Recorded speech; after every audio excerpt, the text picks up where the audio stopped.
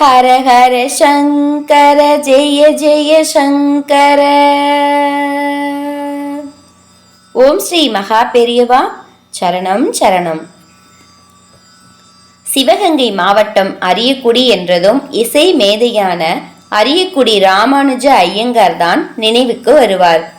காஞ்சி மகா பெரியவரின் பக்தரான இவர் தியாகராஜர் முத்துசுவாமி தீட்சிதரின் கீர்த்தனைகளை பாடுவதில் வல்லவர். 1961 சிவகங்கை மாவட்டம் தேவக்கோட்டையில் காஞ்சி மகா பெரியவர் முகாமிட்டிருந்தார். அங்கு ஒரு நாள் காலையில் சீடர் ஒருவர் வேகமாக ஸ்ரீ சுவாமிகளை நோக்கி வந்தார். என்ன என்பது போல் பார்த்தார் மகா சுவாமிகள். அரியக்குடி ராமானுஜ ஐயங்கார் வந்திருக்கார் பெரியவா என்றார் அவர். உடனே அழைத்து வரச் சொன்னார் மகா சுவாமிகள்.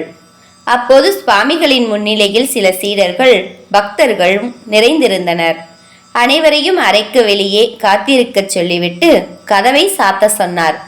அறைக்குள் குருநாதரின் முன்னிலையில் தான் மட்டுமே அமர்ந்திருப்பதைக் கண்டதும் ராமானுஜ ஐயங்காருக்கு கண்கள் பனித்தன. ஸ்ரீ சுப்பிரமணியாய நமஸ்தே கிருதியை பாடு என்றார் மகா பெரியவர்.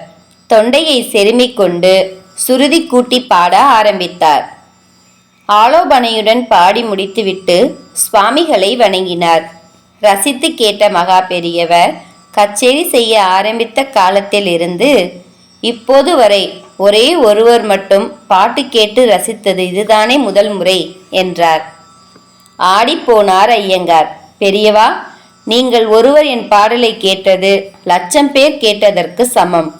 இன்று தங்களை தரிசித்து பாடும் பாக்கியம் செய்தது பூர்வ ஜென்மத்தில் நான் செய்த புண்ணியம் என ஆனந்த கண்ணீர் சிந்தினார் ஐயங்கார். ஹர ஹர சங்கர ஜெய ஜெய சங்கர.